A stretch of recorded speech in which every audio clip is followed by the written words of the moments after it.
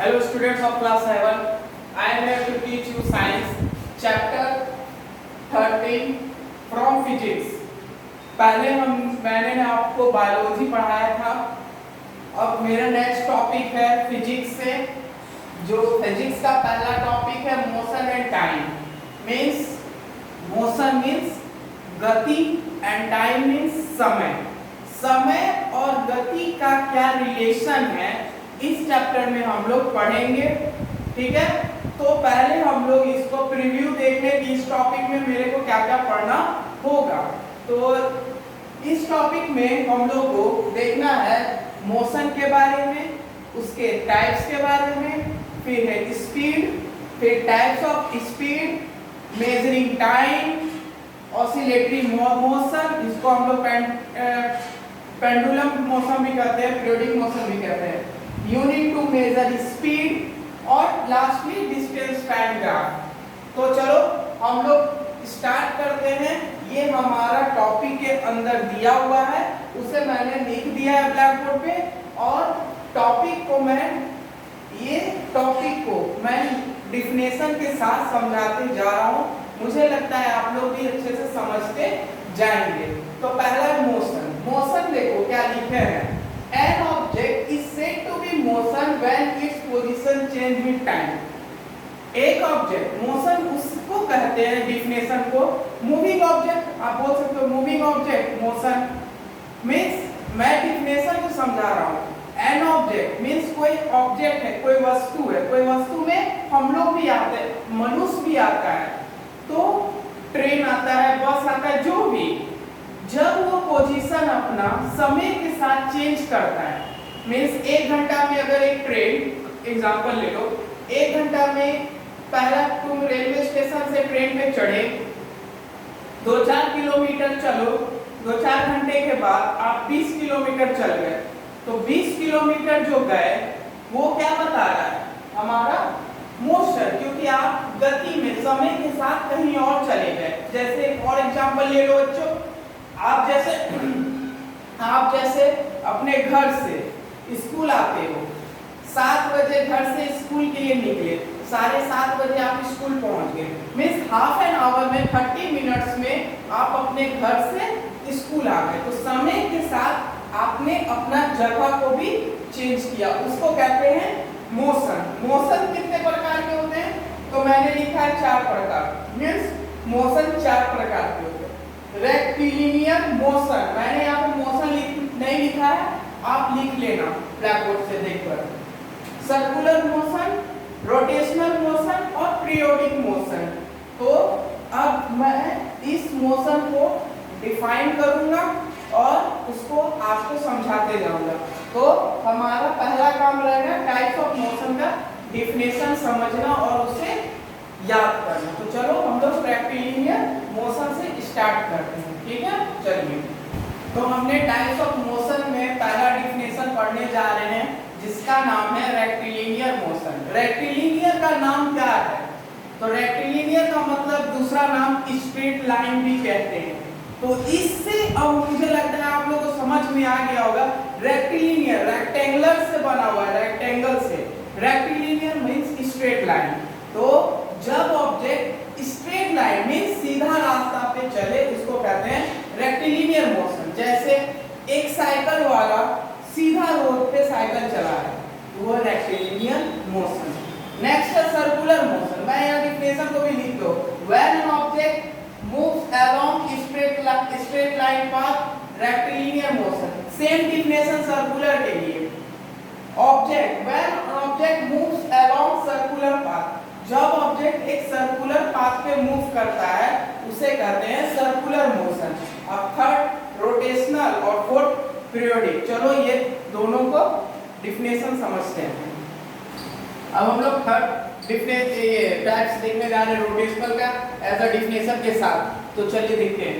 When an object spin about a fixed axis, means एक ही axis पे वो move करे, तो उसे कहते हैं रोटेशनल मोशन। जैसे अर्थ है ना, अपना प्लैनेट 8 प्लैनेट है, उसमें अर्थ भी है। अर्थ भी अपना एक्सिस पे रोटेट करता है, मूव करता है ना, वही है रोटेशनल। मींस अपना एक्सिस पे मूव करना। Periodic motion the motion which repeat itself after regular interval of time, समय के साथ वो रिपीट करे एक ही पोजीशन को। जैसे आपने पेंडुलम घड़ी का देखा होगा, वॉच, जिसमें एक पोजीशन दीवार का घड़ी में मैं बोल रहा हूँ, ठीक है, दीवार घड़ी का मैं बोल रहा हूँ, जिसमें एक पेंडुलम लगा हुआ रहता है, इसको कहते हैं बॉब।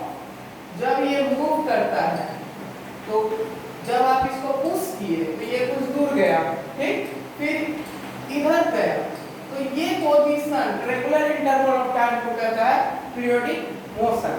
तो एग्जांपल का काम क्या है, आपको बुक पढ़िए, एग्जांपल नोट कीजिए, जब स्कूल खुलेगा तो मैं पूछूंगा सारा डिफिनेशन का एग्जांपल। तो हमारा टाइप्स हो गया। अब हमारा नेक्स्ट काम है स्पीड पे। नेक्स्ट थर्ड, आप बुक ब्लैक बोर्ड देखो, मोशन मैंने पढ़ा दिया, टाइप्स पढ़ा दिया, अब है मेरा काम स्पीड। तो चलो हम लोग स्पीड देखते हैं और टाइप्स ऑफ स्पीड देखते हैं जरूर, ठीक है। हमारा टॉपिक में जो चैप्टर में दिया हुआ है उस चीज में अब हमारा नेक्स्ट है स्पीड। स्पीड क्या है, देखो, it is a distance move by an object in unit time. कुछ समय में ऑब्जेक्ट एक प्लेस से दूसरे जगह मूव करता है। स्पीड, गति, ठीक है। Speed help us to decide which object is moving faster than other. Speed से ये भी पता लगाया जा सकता है कि कौन सा ऑब्जेक्ट बहुत तेज से चल रहा है। जैसे एग्जांपल ट्रेन का ले लो, आप जिस ट्रेन पे बैठे हो उसके बगल से कोई ट्रेन जा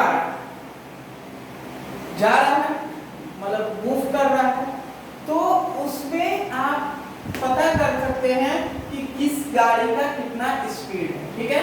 जैसे आप बाइक चला रहे हो, एग्जांपल बाइक चला रहे हो, ठीक है, तो बाइक जब चला रहे हो तो क्या होता है, 70-80 स्पीड लिखाता है कि मैं इतना स्पीड से जा रहा हूँ। और ऐसा यूनिट स्पीड का होता है मीटर पर सेकेंड, मीटर पर सेकेंड। और इसको कैसे कैलकुलेट कर सकते हैं, जो आपके बुक में कुछ न्यूमेरिकल दिया है, उस न्यूमेरिकल में आप जब फाइंड करोगे तो आपको उसमें एक इस तरह का लिखा होगा, speed equal to distance by time. ये आपके बुक में और मैथ्स में भी आप पढ़ चुके हैं इसके बारे में। Speed equal to distance by time, आप इसके बारे में पढ़ चुके हो बुक में भी, मैथ्स बुक में। तो स्पीड जब आप बुक पढ़ोगे और न्यूमेरिकल जब फाइंड करोगे तो कुछ प्रॉब्लम आएंगे। स्पीड से रिलेटेड बहुत सारे न्यूमेरिकल आपके बुक में दिया हुआ है, आप उस न्यूमेरिकल को देखो और अच्छे से समझो। उसमें आपको एक फॉर्मूला निकलेगा, speed equal to distance by time, ठीक है। देखो, फिजिक्स रियल में साइंस का बैकबोन है और आपको लगेगा कि मैं क्या पढ़ रहा हूँ, क्योंकि आप क्लास 6 में जो पढ़े हो उससे थोड़ा सा ये एडवांस है, तो आप इस पे थोड़ा सा ध्यान देना। अब हमारा है नेक्स्ट पढ़ने जा रहे हैं टाइप्स ऑफ स्पीड। स्पीड कितने तरह के होते हैं, तो चलो हम लोग टाइप्स ऑफ स्पीड और उसका डेफिनेशन देखते हैं। हमारा नेक्स्ट है टाइप्स ऑफ स्पीड। तो टाइप्स ऑफ स्पीड होता है 3 प्रकार के, एक यूनिफॉर्म स्पीड, एक नॉन यूनिफॉर्म स्पीड और एक एवरेज स्पीड। यूनिफॉर्म स्पीड का मतलब जितना 1 घंटा में अगर ऑब्जेक्ट 5 किलोमीटर गया है तो नेक्स्ट 1 घंटा में 5 किलोमीटर जाएगा, मींस टाइम जितना उसको दिया गया स्पीड भी उसी के अनुसार कैलकुलेट होगा।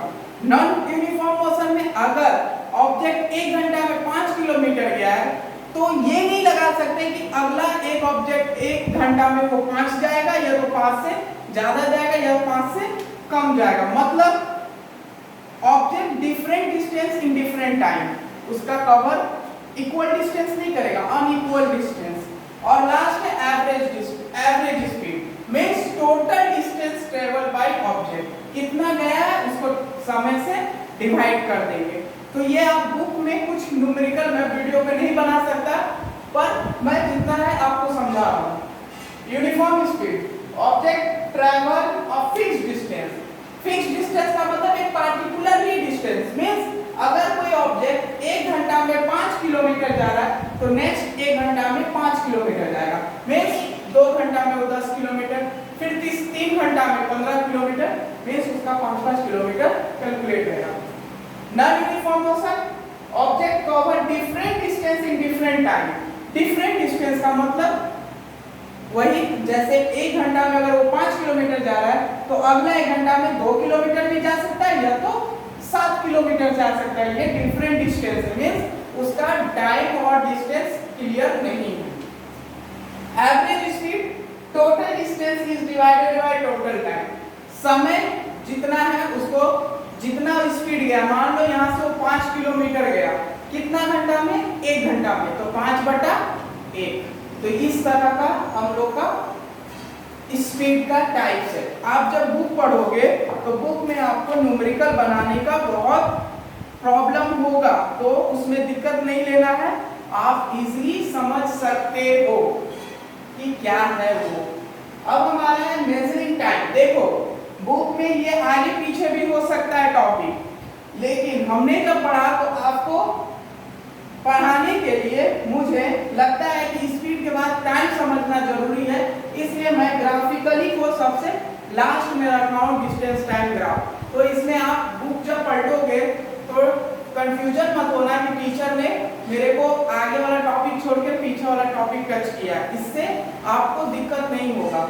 तो हमारा यूनिफॉर्म नॉन यूनिफॉर्म कंप्लीट हो गया। अब हमारा है मेजरिंग टाइम। क्या हमारा टॉपिक का ही नाम था मोशन एंड टाइम, गति और समय। अब हमारा टॉपिक स्टार्ट हो रहा है टाइम से। हमने मोशन को पढ़ लिया, गति में स्पीड भी आता है, स्पीड में 3 तरह का स्पीड है, यूनिफॉर्म, नॉन यूनिफॉर्म, एक्चुअल। इस बार स्पीड को यूनिफॉर्म मोशन दिया हुआ है बुक में, मैंने यहाँ स्पीड लिखा तो दिक्कत नहीं होगा। अब हमारा टाइम है मेजरिंग टाइम पढ़ने का, तो चलो नेक्स्ट हमारा मेजरिंग टाइम को हम लोग देखते हैं। अब हम लोग मेजरिंग टाइम पढ़ने जा रहे हैं। मेजरिंग टाइम क्या है? Time measuring device means clock, जिससे आप अपना टाइम देखते हैं, तो क्लॉक एक घड़ी है। तो चलो the time measuring device that is clock used to concept of periodic motion to measure time. Time को मेजर करने के लिए हम लोग क्लॉक की सहायता लेते हैं, क्योंकि उसी में हमें पता चल जाता है कि मोशन रिपीट कितना हो रहा है, क्योंकि हम लोग पीरियोडिक मोशन में समझ चुके हैं कि मेजरिंग टाइम क्या है।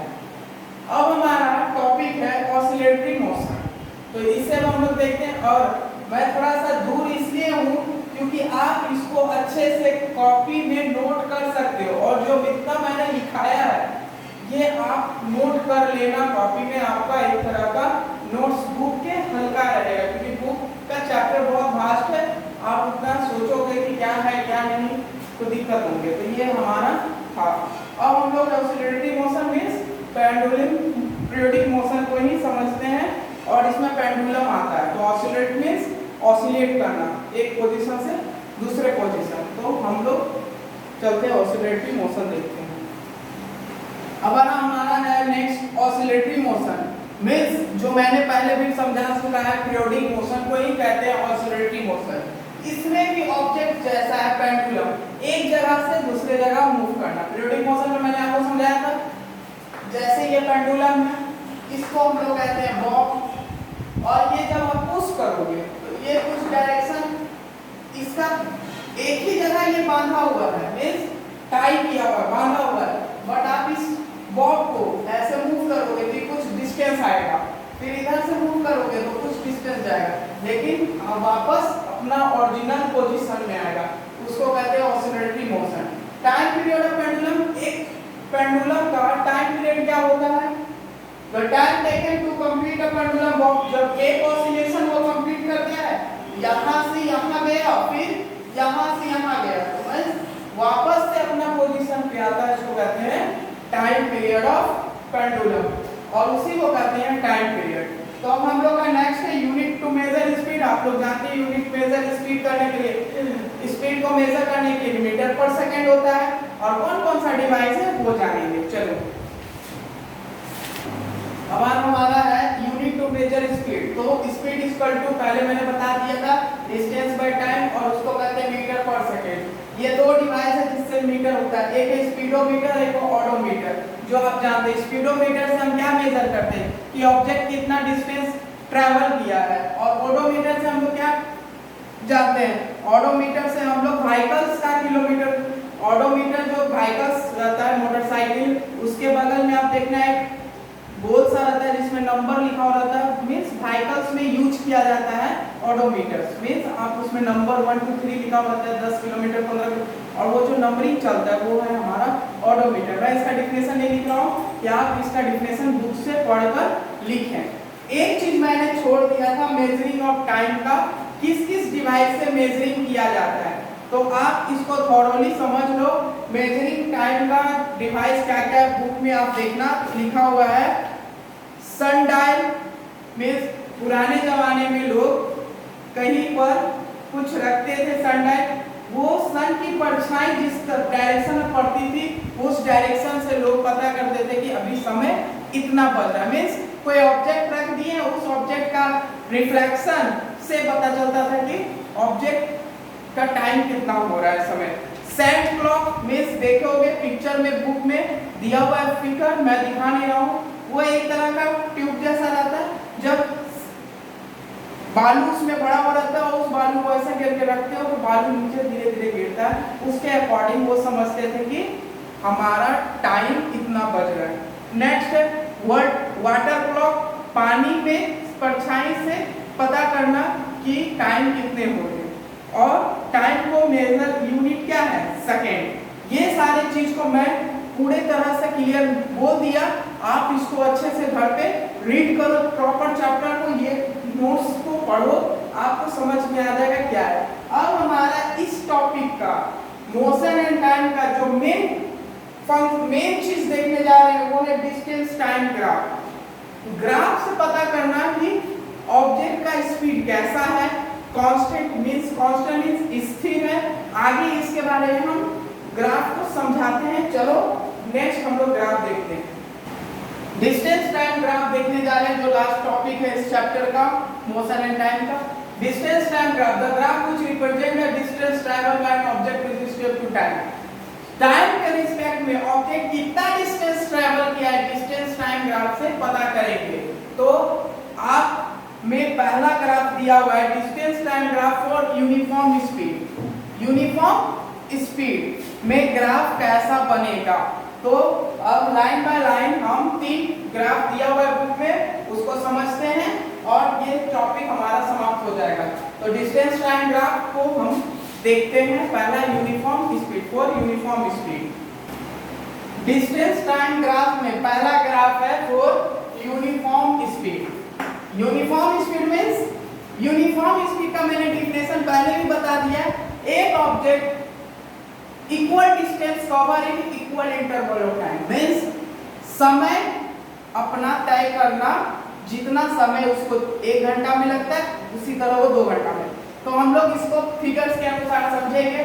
डिस्टेंस टाइम ग्राफ के लिए फर्स्ट ऑफ ऑल आपको एक्स एक्सिस और वाई एक्सिस पे ड्रॉ करना होगा लाइन, फिर इसको आप एक्स एक्सिस मानो, इसको y axis as a book में दिया हुआ है, आप इस वाई एक्सिस को डिस्टेंस और ये टाइम, तो डिस्टेंस को हम लोग सेकंड से डिनोट करते हैं और मीटर से।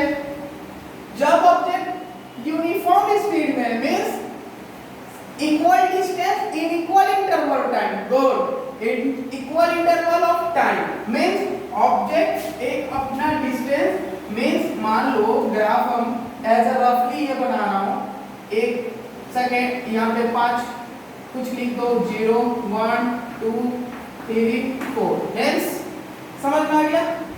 अब इधर भी आप 5 किलोमीटर 10 किलोमीटर 15 किलोमीटर 20 किलोमीटर। अब ऑब्जेक्ट 0 0 इनिशियल पोजीशन और फाइनल पोजीशन, अगर ऑब्जेक्ट 1 घंटा मींस 1 आवर में कितना कवर करता है 5 किलोमीटर, तो नेक्स्ट 2 घंटा में 10 किलोमीटर, 3 घंटा में 15 किलोमीटर, मींस 1 आवर में 5 किलोमीटर, 2 आवर में 10 किलोमीटर, 3 आवर में 15 किलोमीटर, मींस कुछ हमारा ग्राफ स्ट्रेट बनेगा। सॉरी ये गलत हो गया, यहां से ग्राफ स्ट्रेट बनेगा। मीन्स आप देख लो 1 घंटा में अगर ऑब्जेक्ट का मेजर करेंगे तो पता चल जाएगा ऑब्जेक्ट हमारा कितना कवर किया है। तो इससे पता चल जाएगा ये हमारा ऑब्जेक्ट का स्पीड यूनिफॉर्म था, यूनिफॉर्म स्पीड। ठीक है, ये यूनिफॉर्म स्पीड। और ये जो ग्राफ गया सीधा लाइन, ये हमारा स्ट्रेट लाइन। तो हम इसका क्या लिख सकते हैं, बुक में दिया हुआ है distance graph an object moving in uniform speed constant in straight line. Means जब ग्राफ यूनिफॉर्म बोलेगा, अगर टीचर यूनिफॉर्म स्पीड में पूछेंगे कि ग्राफ कैसा होगा, तो आप सिंपल ड्रॉ करना यूनिफॉर्म में इस टाइप का ग्राफ बनेगा। नेक्स्ट है हमारा, अब नेक्स्ट है जब इसी ग्राफ में पूछा जाएगा कि कंपेयर कीजिए कि हाई स्पीड किसका है और लोअर स्पीड किसका है, तो फिर हम एक समझा रहे हैं आपको, या फिर टाइम लिखिएगा और यहाँ डिस्टेंस लिखिएगा। ये हमारा फिगर ए था डिस्टेंस टाइप ग्राफ के लिए, और मैं ये रफली फिगर बता रहा हूँ लोअर और हायर स्पीड के लिए। तो जिसका ग्राफ नीचे है मींस लोअर है और ये हायर है, तो इससे हमें कंपेयर पता चल जाएगा कि किस ऑब्जेक्ट का स्पीड ज्यादा है। सीधा इसका स्पीड ज्यादा है, क्यों है, क्योंकि डिस्टेंस जितना समय दिया हो उसी के स्पीड से चल रहा है। नेक्स्ट हमारा इसी में नेक्स्ट पॉइंट नंबर 2 में हम लोग देखेंगे फॉर नॉन यूनिफॉर्म स्पीड। मैं इसे रफ कर रहा हूं, और यहां पर आप मेंशन कर दो नॉन यूनिफॉर्म स्पीड। आपको मैंने पहले बताया non uniform speed means object equal different distance in different time में कवर करना। मींस इक्वल डिस्टेंस नहीं, unequal distance.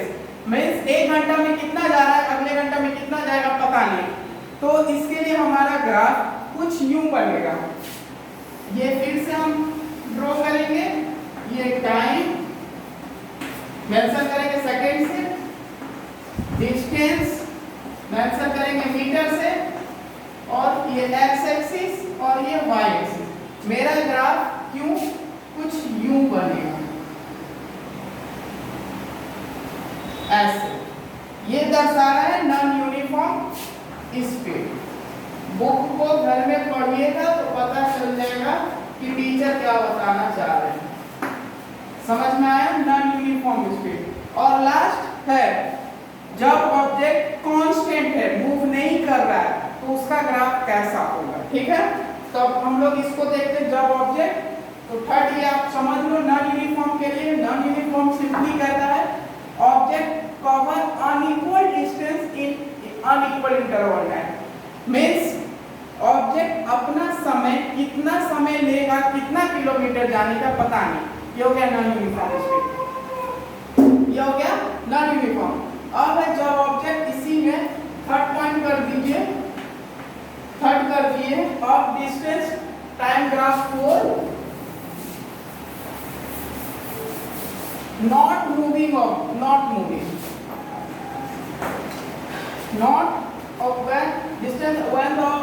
distance time graph for object object is stationary, for object is stationary means इसको आप लोग लिख लो not moving,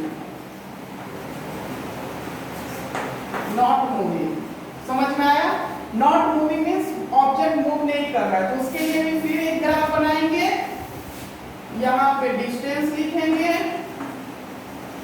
इस जगह पे टाइम और सेकेंड लिखना, तो बिल्कुल मत भूलना। अब इसमें ऑब्जेक्ट कांस्टेंट मींस कोई ऑब्जेक्ट 5 किलोमीटर जाकर नहीं मूव किया, तो उसका टाइम डिस्टेंस ग्राफ इस तरह बन जाएगा जीरो स्पीड। ये उसका गाड़ी नहीं चला। अब इतना सीखने के बाद आपका बुक में और ऐसा कुछ भी नहीं है टॉपिक जिसको मैं बताऊं, आप इसको घर में अच्छे से रीड करो और मुझे लगता है कि आप इतना समझ लोगे तो आपको इस चैप्टर पे कमांड बन जाएगा और आप इसके अंदर के सारे क्वेश्चन आंसर को इजीली टैकल कर सकोगे।